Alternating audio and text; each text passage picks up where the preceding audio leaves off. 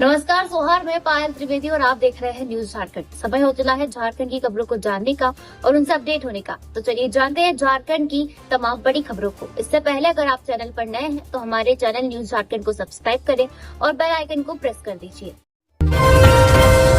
High court ने JSSC CGL result पर लगाई रोक, 22 जनवरी को होगी अगली सुनवाई। झारखंड हाईकोर्ट ने जेएसएससी सीजीएल 2023 की सुनवाई करते हुए याचिकाकर्ताओं को बड़ी राहत दी है। हाईकोर्ट ने जेएसएससी सीजीएल के परिणामों को प्रकाशित करने पर रोक लगा दी है, लेकिन फिलहाल अभी डॉक्यूमेंट वेरिफिकेशन जारी रहेगा। जेएसएससी सीजीएल परीक्षा में हुए कथित पेपर लीक मामले में मंगलवार 17 दिसंबर को प्रकाश कुमार और अन्य की याचिका को लेकर हाईकोर्ट में सुनवाई हुई। इस दौरान chief justice M S. Ramachandra Rao और जस्टिस दीपक रोशन की बेंच ने सुनवाई की। सुनवाई के दौरान हाईकोर्ट ने परीक्षा के परिणामों पर रोक लगा दी। इसकी अगली सुनवाई 22 जनवरी को होगी।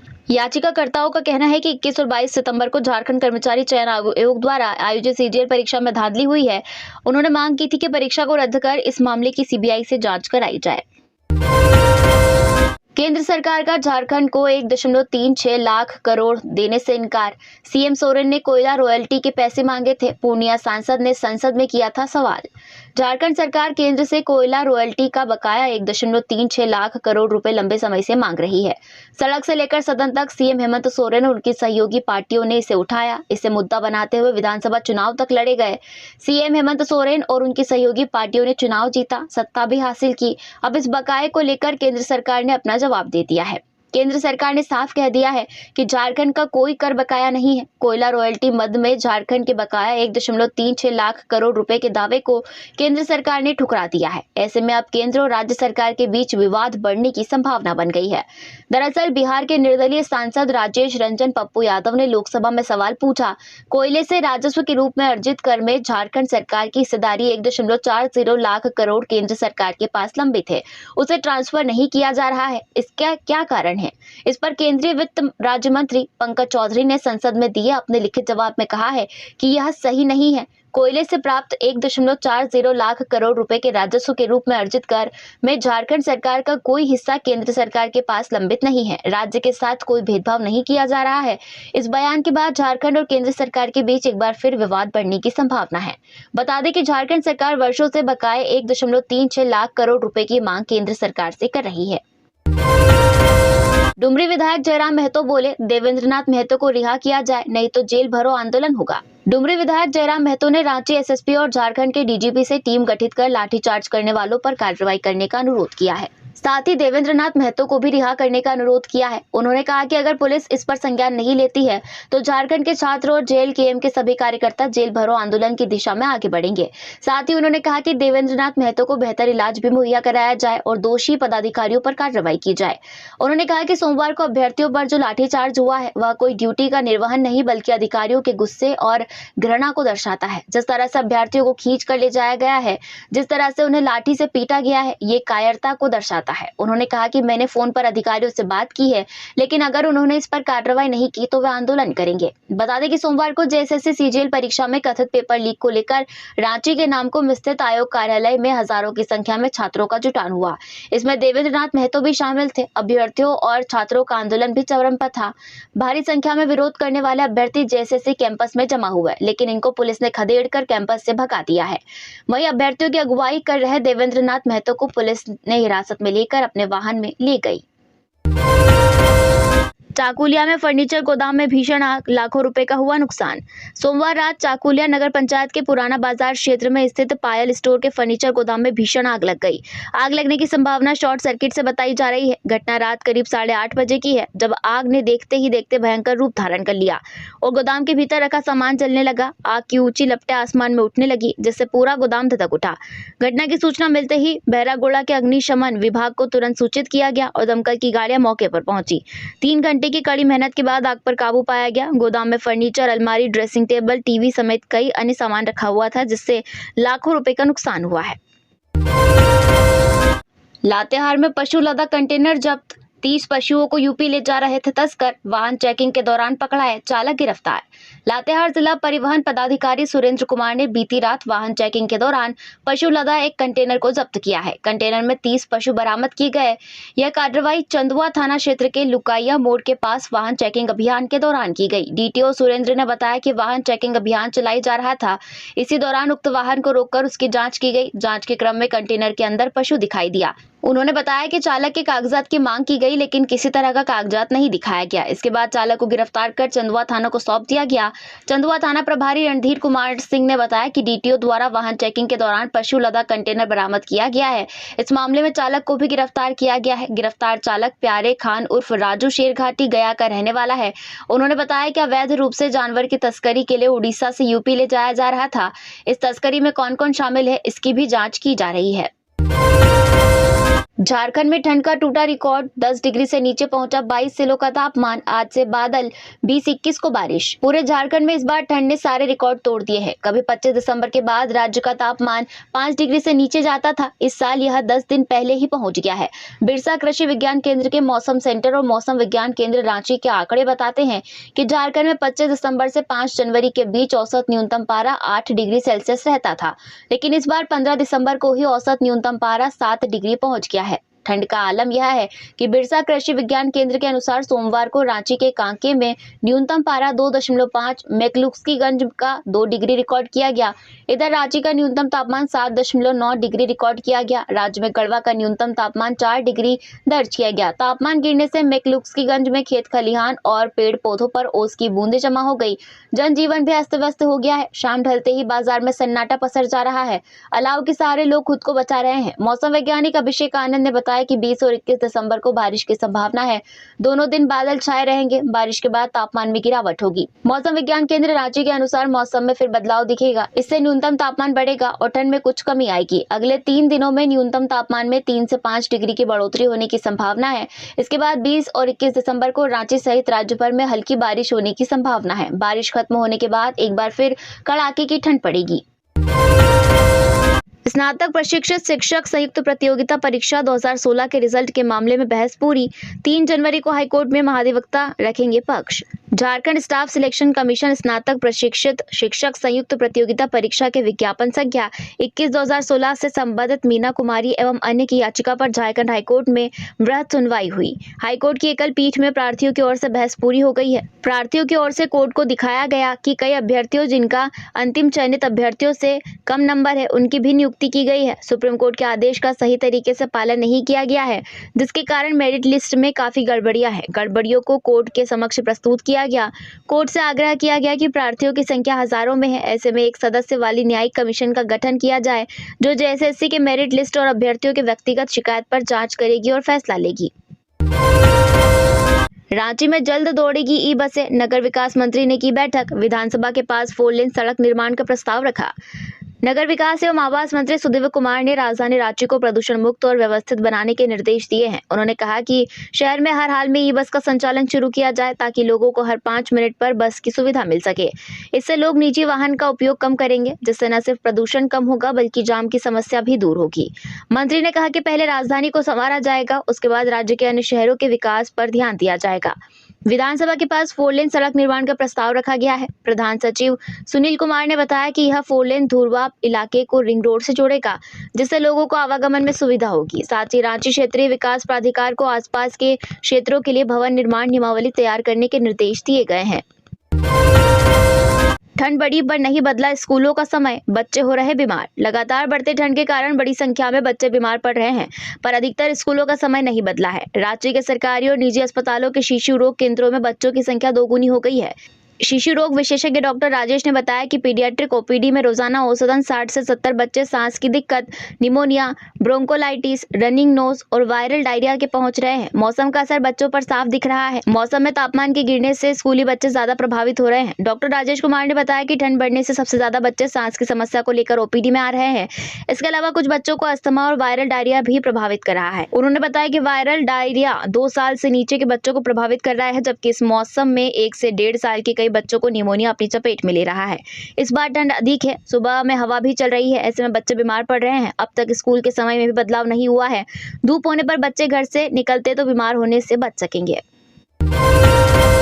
पूर्व गृह सचिव राजीव अरुण एक्का की लोकपाल से शिकायत। मनरेगा घोटाला, अवैध पत्थर खनन से जुड़े हैं तार, कोडवर्ड से होता था पैसों का लेन देन। झारखंड के पूर्व गृह सचिव राजीव अरुण एक्का की शिकायत लोकपाल से की गई है। यह शिकायत ईडी ने दिसंबर को पत्र लिखकर की है। पत्र में ईडी ने बताया है कि राजीव अरुण एक्का के तार मनरेगा घोटाला, अवैध पत्थर खनन और अधिकारियों के ट्रांसफर पोस्टिंग के बदले पैसे लेने से जुड़े हैं। राजीव अरुण एक्का के खिलाफ अब तक की जांच में जो तथ्य मिले हैं उससे भी अवगत कराया गया है। ईडी ने लोकपाल को पीएमएलए की धारा 66 के तहत राज्य सरकार के साथ साझा की गई रिपोर्ट की कॉपी भी उपलब्ध कराई है। दरअसल ईडी मनरेगा घोटाला और अवैध पत्थर खनन जैसे मामले की जांच कर रही है। इसी जांच के क्रम में ईडी ने 24 मई 2022 को नेताओं व नौकरशाहों की करीबी विशाल चौधरी के ठिकानों पर छापेमारी की थी। यहां तत्कालीन गृह सचिव राजीव अरुण एक्का की संलिप्तता के लिंक मिले थे। ईडी ने जांच के क्रम में पाया था कि विशाल चौधरी के साथ राजीव अरुण एक्का के अच्छे संबंध है। राजीव की तस्वीर भी वायरल हुई थी जिसमें वे विशाल चौधरी के घर में अपनी महत्वपूर्ण फाइलों को निपटाते नजर आए थे। रजिस्ट्रेशन फॉर्म भरने से रोके जाने के विरोध में खरगडीहा चतरो मुख्य मार्ग को छात्र छात्राओं ने किया जाम। सीओ के आश्वासन पर हटी जाम। गिरिडीह में बेंगाबाद के प्रोजेक्ट 2 हाई स्कूल नवाहार में 75% उपस्थिति दर्ज नहीं होने वाले इंटर संकाय के छात्र छात्राओं को परीक्षा फॉर्म भरने से वंचित को लेकर आक्रोशित छात्र छात्राओं ने सोमवार को बेंगाबाद चतरो मुख्य मार्ग खुरचूटा चौक को जाम कर दिया। वहीं छात्र छात्राओं ने शिक्षा विभाग के खिलाफ जमकर नारेबाजी करते हुए बीचों बीच सड़क पर बैठकर आंदोलन पर उतर आए। सूचना पाकर बेंगाबाद अंचल अधिकारी प्रियंका प्रदर्शनी तथा थाना प्रभारी जितेंद्र कुमार सिंह सदल बल पहुंचे और छात्र छात्राओं को समझा बुझाकर जाम हटाया। बताया जाता है कि प्रोजेक्ट पल्स 2 उच्च विद्यालय नवाहार को अपग्रेड करने के बाद यहां इंटर की पढ़ाई वर्तमान से प्रारंभ किया गया है। इस विद्यालय से मैट्रिक की पढ़ाई पूरी करने वाले छात्रों के अलावा आसपास के अन्य छात्रों ने इंटर के कला व विज्ञान संकाय में नामांकन कराया। जब रजिस्ट्रेशन की बारी आई तो छात्रों के लिए शिक्षा विभाग ने आदेश जारी करते हुए 75% से कम उपस्थिति वाले छात्रों को रजिस्ट्रेशन से रोक दिया। ऐसे में इस विद्यालय में परीक्षा फॉर्म भरने से 400 से अधिक छात्रों को प्रधानाचार्य ने विभागीय आदेश का हवाला देकर रोक दिया है। हालांकि इस जाम में स्थानीय मुखिया सुधीर रजवार भी छात्र छात्राओं के समर्थन में पहुंचे और कहा कि छात्र छात्राओं की मांग जायज है। वहीं बेंगाबाद सीओ की पहल पर जाम हटाया गया। लोकसभा में एक देश एक चुनाव बिल पेश, कांग्रेस बोली इसे वापस ले। सपा ने कहा देश में तानाशाही लाने की कोशिश। संसद के शीतकालीन सत्र का आज मंगलवार को 17वां दिन रहा। केंद्रीय कानून मंत्री अर्जुन राम मेघवाल ने लोकसभा के पटल पर एक देश एक चुनाव के लिए 129वां संविधान संशोधन बिल पेश किया। मेघवाल ने केंद्र शासित प्रदेशों से जुड़े 3 कानूनों में संशोधन का बिल भी पेश किया। इसमें the government of union territories act 1963, the government of national capital territory of Delhi 1991 और the Jammu and Kashmir reorganisation act 2019 शामिल है। इसके जरिए जम्मू कश्मीर को पूर्ण राज्य का दर्जा देने के लिए भी संशोधन किया जा रहा है। अमित शाह ने कहा कि बिल जब कैबिनेट में आया था तब प्रधानमंत्री मोदी ने कहा था कि इसे संयुक्त संसदीय समिति को भेजना चाहिए। कानून मंत्री ऐसा प्रस्ताव कर सकते हैं। विरोध में सपा सांसद धर्मेंद्र यादव ने कहा कि one nation one election BJP की देश में तानाशाही लाने की कोशिश है। लड़कियों को छेड़ने वाले फिरोज का जुलूस निकाला, पुलिस ने भेजा जेल। सांप्रदायिक तनाव फैलाने में भी हाथ, पहले से कई केस।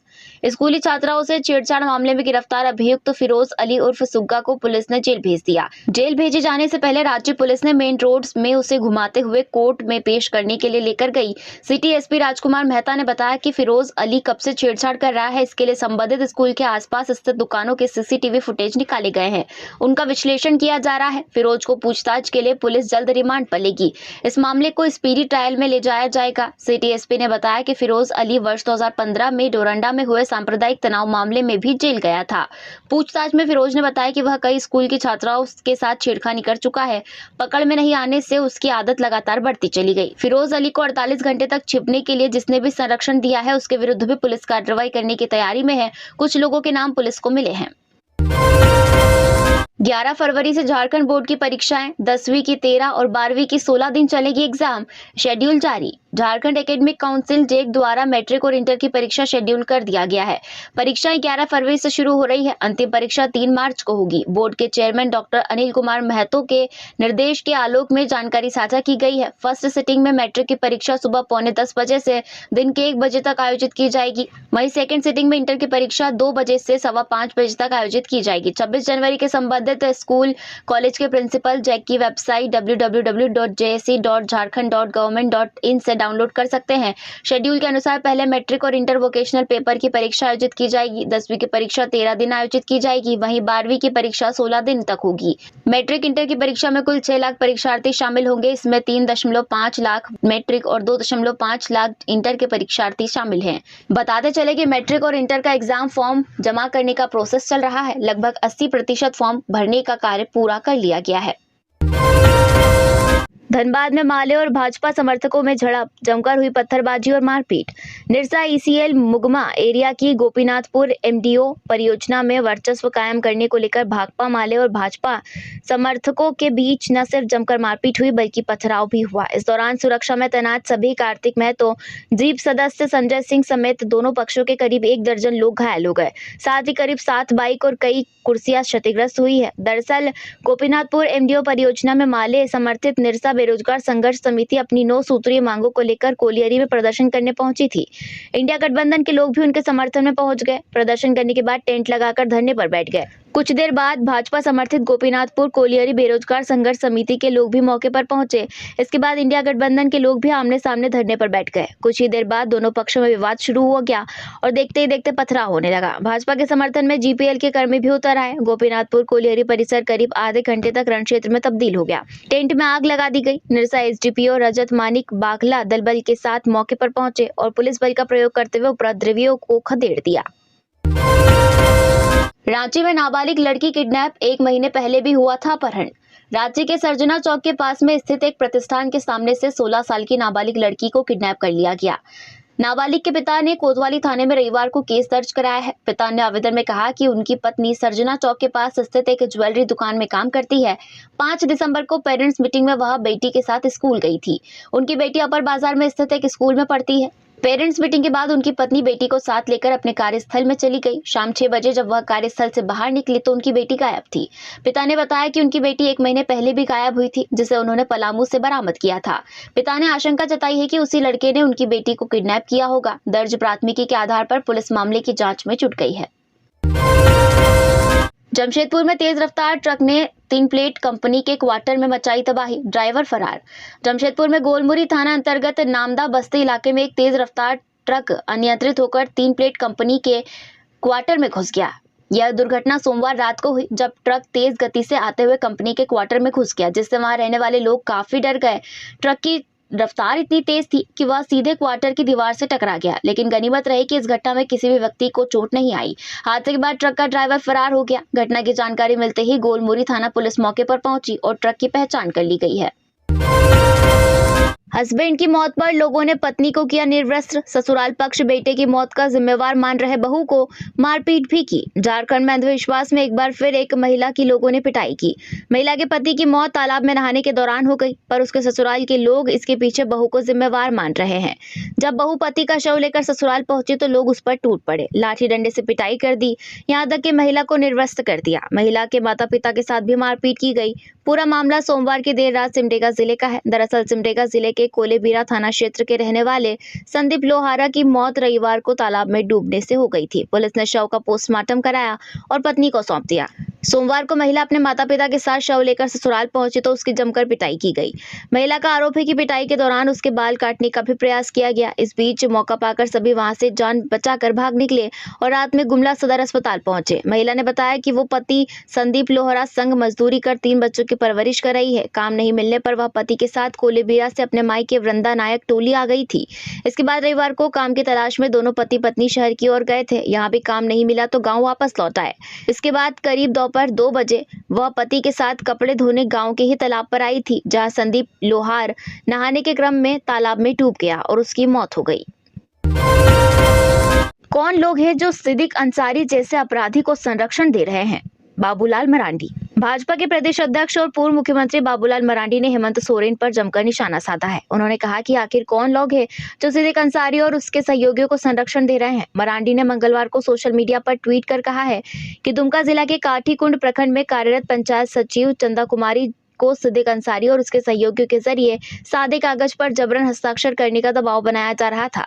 हस्ताक्षर नहीं किए जाने पर चंदा कुमारी को दुष्कर्म और जानलेवा हमले की धमकी दी गई है। उन्होंने कहा कि यह घटना सिर्फ एक महिला कर्मचारी पर हमला नहीं है, बल्कि यह पूरे प्रशासनिक तंत्र पर हमला है। सरकारी कार्यालय में घुसकर इस तरह की हरकत करना अपराधियों के दुस्साहस को दर्शाता है। उन्होंने कहा कि हेमंत सोरेन जी, आखिर कौन है वो लोग जो सिद्दीक अंसारी जैसा अपराधी को संरक्षण दे रहे हैं? प्रशासन इस घटना पर चुप क्यों है? नए सिरे से बनेगी भवन निर्माण नियमावली, लगेगी बेतरतीब विकास पर रोक।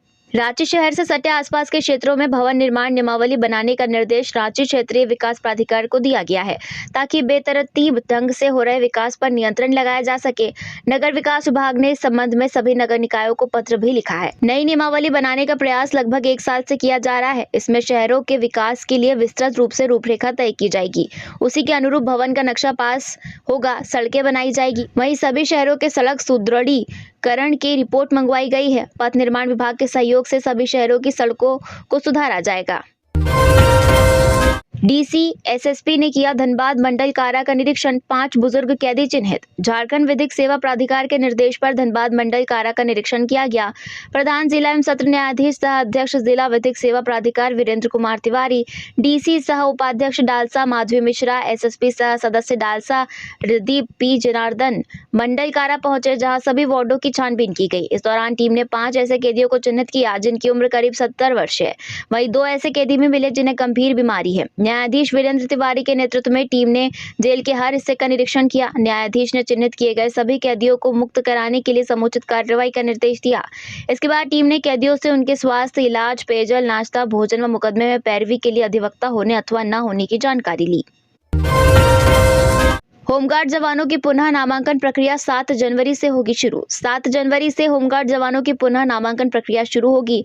जिला समादेष्टा कौशिक कुमार ने रांची जिला के सभी पुराने और नए महिला और पुरुष होमगार्ड के पुनः नामांकन के लिए सूचना जारी की है। जिला समादेष्टा कौशिक कुमार ने कहा है कि उपरोक्त सभी दस्तावेजों के सत्यापन के लिए मूल प्रमाण पत्र निर्धारित तिथि को साथ में लेकर आना है और निर्धारित तिथि को वर्दी में कार्यालय में उपस्थित होना है। अफीम की खेती पर हजारीबाग पुलिस सख्त, 25 एकड़ में लगी फसल को किया गया नष्ट।